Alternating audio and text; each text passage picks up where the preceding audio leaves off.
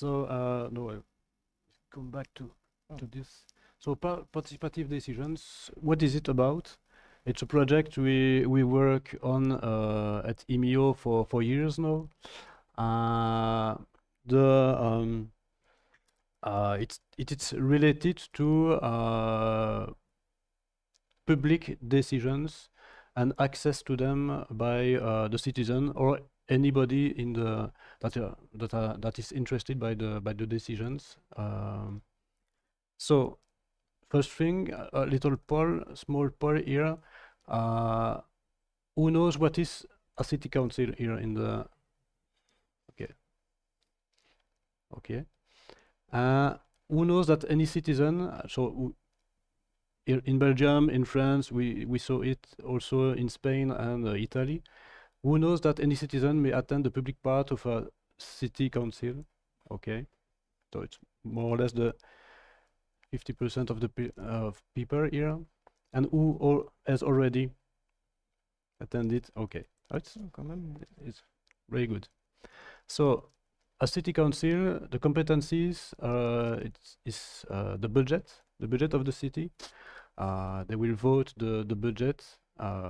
They will also decide regulations and police orders. They will manage every decisions that are done around the city staff. New people, change in the careers and so on. And they are responsible too when the city wants to sell or buy something. Cars or yes. So what is the purpose of the project here is to bring the politics back to the people. So it's a big sentence. It's about democracy. It's about sharing informations between the municipalities, the cities, and the citizen. Not only the citizen, but also the councillors, because in some cities, the politics they are fighting finally, and they always try to hide things. And here, the fact is that information will be easy to be accessible to any interested person. So what we had to do also for citizens, but also for councillors that are often old people, it was a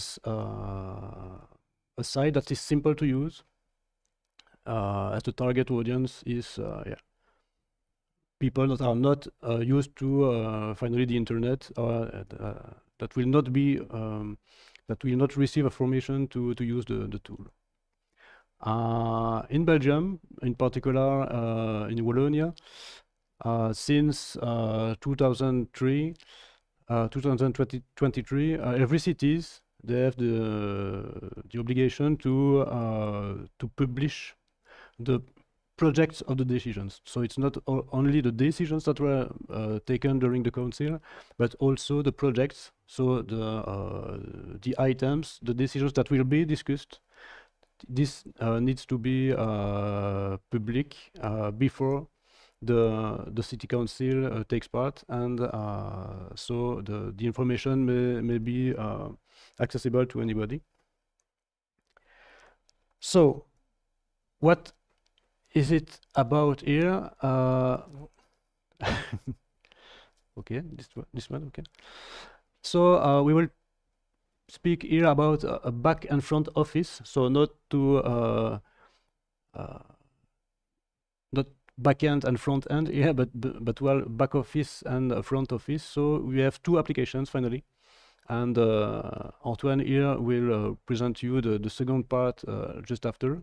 I will talk about the first part, which is the back office.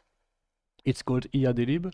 It's based mainly on products.plone meeting. That is a project here that has 20 years. So what is it? It's a private application to manage document. It's still on Plone 4. It's using a mix of AT and dexterity. We are moving to Plone 6.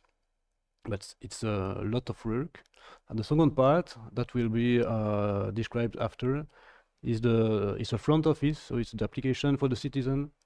It's a public website that expose informations that were saved and edited in the back office. We are using Plone 5, Python 3, and it's moving to Plone 6. Should not be difficult. We will try to manage the decisions there.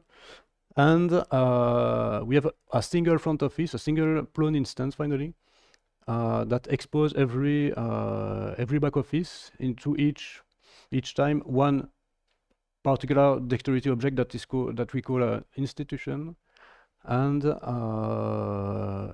these information are made available to the citizens.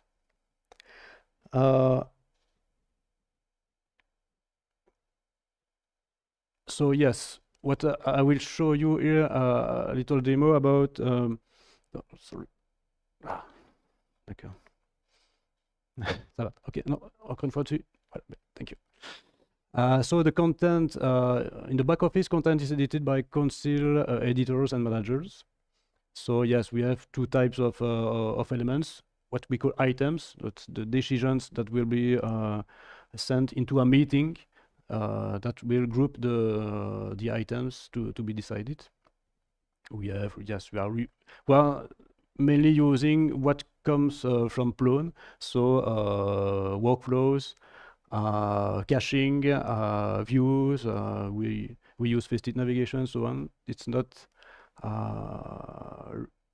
We still are able to use the default Plone tools. We do not use Solar. We made some benchmarking and so on. It's not changing anything.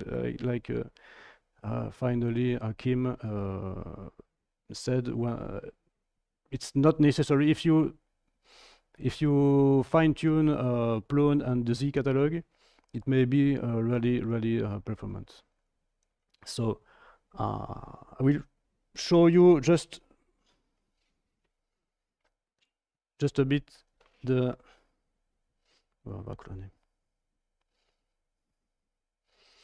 what is the back office. Well, here, if I go into council, we prepared. Yes, so I will go on the meeting. So here's a meeting managed by the users in the back office. So you have portlets. We still use portlets, but it's true that here the approach is not a website but an application. So it's a bit different, and so portlets are still used. We use faceted navigation too. We embedded finally two faceted navigations in the same page. You have here yes, portlets that tell to the users what you have to do. And here, yes, we have a meeting with 10 elements, and more particularly regarding the city council, only the public items are discussed. There are also secret items in the council. These items are not published on the platform, and this part of the meeting, citizens may not be present. So it's only about the public part. The secret part is mainly about people, finally, human resources and so on. So it's because it's secret. And then when it's managed in the tool, in the back office, finally, I come back to celui-ci. C'est F5. Voilà. Non, d'accord. Yes, je contrôle F5. Sorry. We use finally we use the REST API to send data from the back office to the front office. We made a new package called Imio REST API. which is mainly Plone REST API, but it's using the same services and serializers and so on. But the service may receive many parameters, so the queries and the result is only what we need.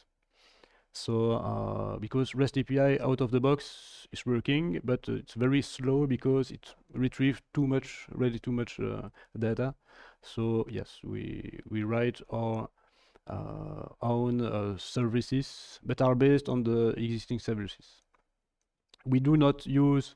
We always use finally full objects in the queries because we tune the ZODB, so there is many cached objects, so it's not really a problem. And in REST API, by default, some data that are stored on the object or in the catalog are serialized differently. For example, HTML field. That's here, for example, HTML field on the object is serialized as HTML, but in the ZC text index, it's only one line with, and you lose the markup and so on. So and it's the same finally for a vocabulary instance. For example, if you have an index that is called category, on the object, the category is aware of the vocabulary and so on, and so you have something like title and token. But in the catalog, we will just we will only have the diver finally. So yes, we are always using full objects, and it's not a problem with performances. Yes, just to say, so last thing before I give the suite for Antoine. Finally, what we needed is something very performant because we have only one front office. So the REST API should be very small. The front office finally only receive data from the back office. There is not much editing in the front office, and so one single Plone instance is enough today for 150 institutions, because we can control when the synchronization between the back office and the front office is done. So it's not a problem to have one single Plone to manage the front office. Okay, I give the. So I'll talk a little bit about the front office. So as you probably understood it, it's a multi-tenant application, website. It's collect every YADLib and published it for the citizens. So a little key points here. You have it's a Plone 5.2 classic UI. We are currently migrating to Plone 6. We had pretty good results at the beginning of the week. So we expect to release the Plone 6 version in late 2023. So how do we do a multi-tenant Plone website? So it's we use basically multiple navigation routes. So we have specific content types which represent a municipality. We call it institution, with specific permissions and roles for the municipality workers. So they are totally autonomous. We have already around 150 municipalities, which is quite a lot in 2 years. We also have some specifics development technique. We leverage web components to do modern JS. We use React and so on. As you can see, the map on the homepage is made entirely in React. And we have also simple subthemes for each municipalities. So each municipalities have its own color schemes and logo. So first thing, why are we making this? Why aren't we using the back office to publish to the citizens? But we have multiple benefits doing this way. Two separate application. But first is safety, because on our website only public information is published. On IADLib there is a lot of sensitive information. So by using a separate application and being the public-facing IADLib, but we ensure better safety. We had a specific use case, so it must be mobile friendly.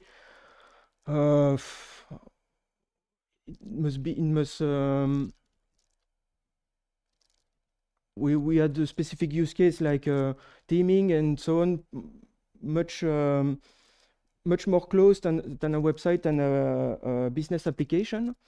Automation and voilà, we had a lot of specific use case.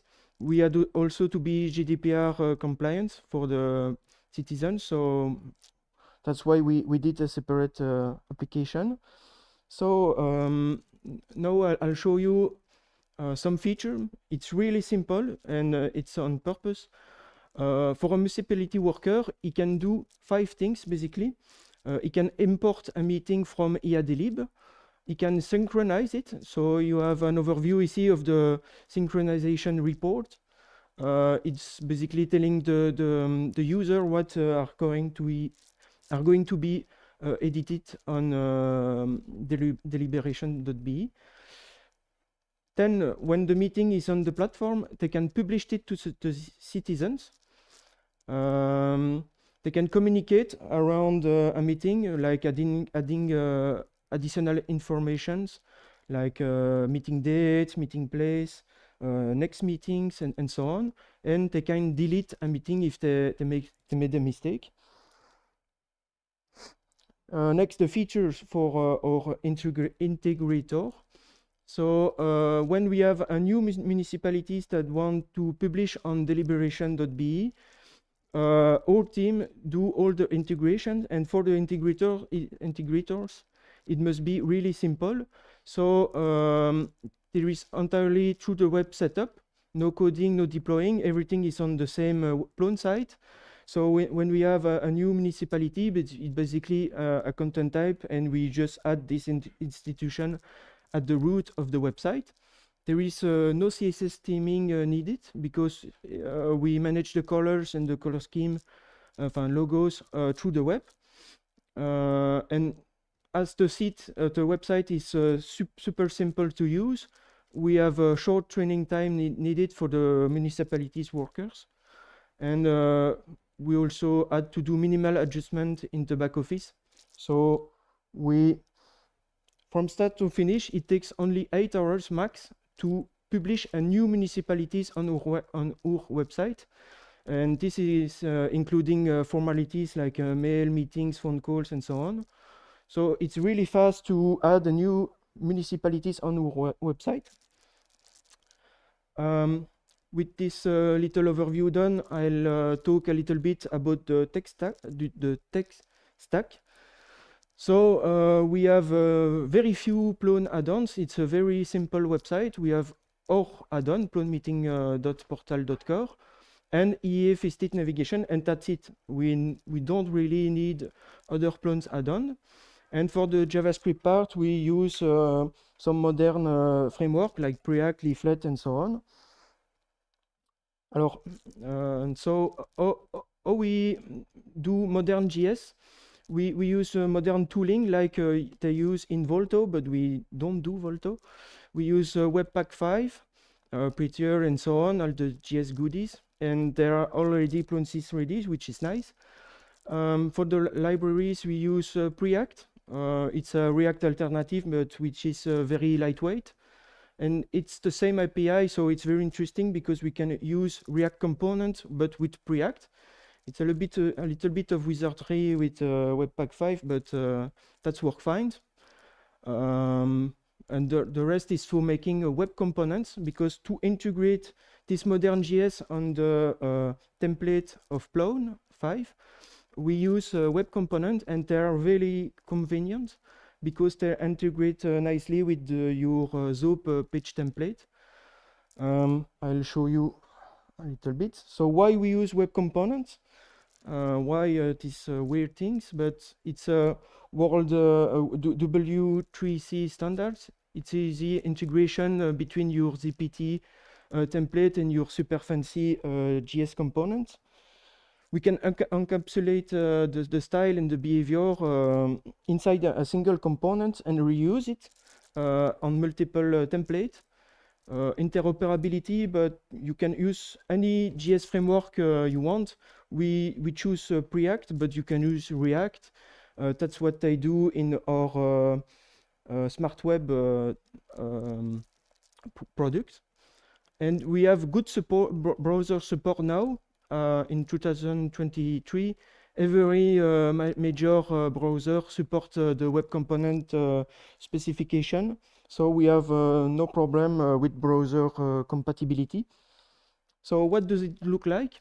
This is a basic React component in JavaScript, and we wrap it in a web component, and you can use it like this in your ZOP page template. So here you have a custom web component which is called institution select, and you can use a tal expression and so on, just like a basic HTML element. And it's really convenient because it's really to integrate with your classic templating. From a developer experience point of view, it's also really enjoyable to work with, because we use Webpack Dev Server in front of the website, and he will manage to compile all of our React stuff, JS stuff, and so on, and provide proper hot reloading and hot module replacement. So it's really interactive to develop web components in your classic Plone 5 website. And you can see it's for Plone stuff. It's just a proxy, and it calls Plone on its own URL. So for the subteams part, each institution needs its own color scheme and logos, and no other customization. We wanted to keep it silly simple, to be really fast to deploy and set up. So we have a control panel here where you can select the color scheme for the institution, put it a logo, and that's it. We wanted it to be really simple for ourselves, because we have a lot of municipalities to set up, and for the citizen to have a coherent navigation.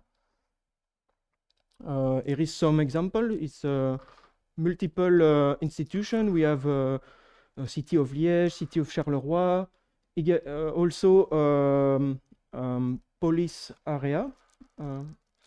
So it's pretty adaptable. How does it work? But in Plone 5, we use an event handler when the institution is edited. We call a generated CSS browser view, and then we store it in the override folders. And finally, we update the timestamp in the resource registry. In Plone 6, these two are not available anymore. So we will just probably register the generated CSS browser view with proper caching, simplifying all this stuff. Now, a little demo. Welcome to eBar. We create eBar institution here, and I'll show you. We'll start with the custom themes, for example.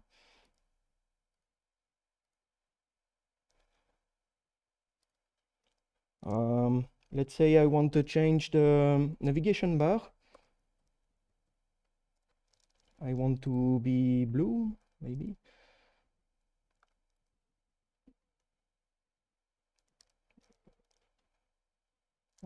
Oops.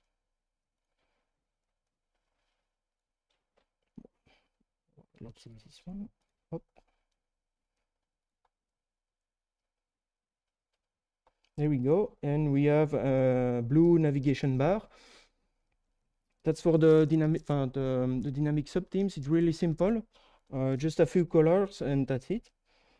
I'll show you also the process to publish a meeting on this on the website.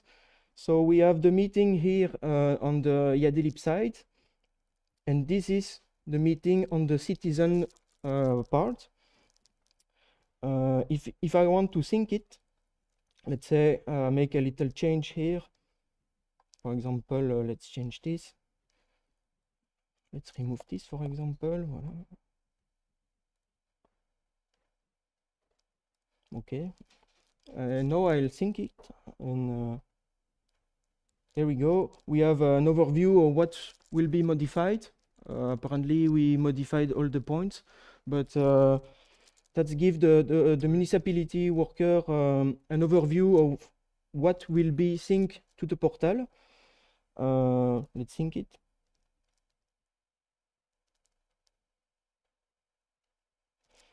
There we go. And if I go to the first point, but you can see that our phrase was removed here on this page.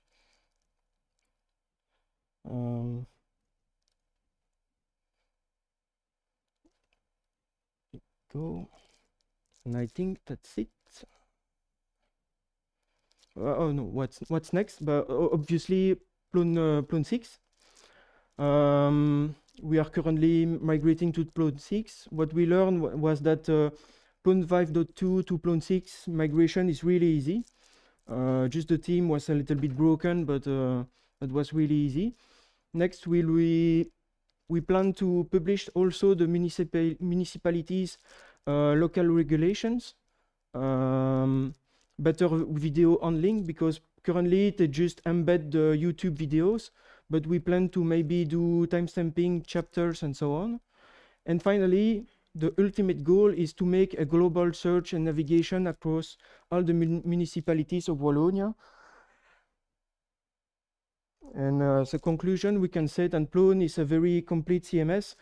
We really enjoyed the batteries include approach.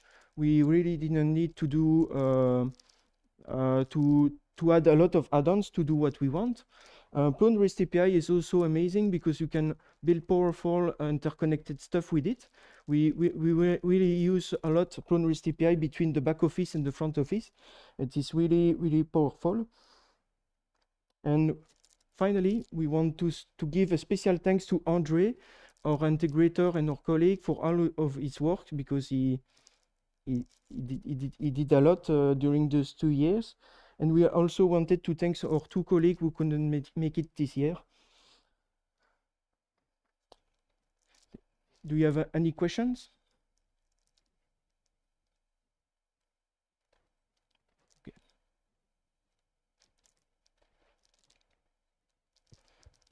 I'm curious, how much information did you have to filter out when you're using the REST API? Like, is it the volume of the values you're getting, or just the sheer number of attributes?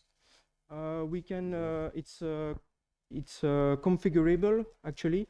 Each institution can select which fields from Yadelib they can import, and to be GDPR compliant, we anonymize also the PII, personally identifiable informations, like social security numbers and that sort of things.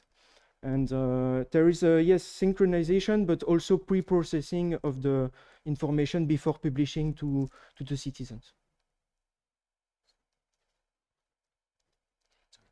In fact, that was another part of my question. Well, Yes, another question, yes. which was why you were having that separate process for synchronizing, but it sounds like you do need to process the Yes. information before. Okay, thank you.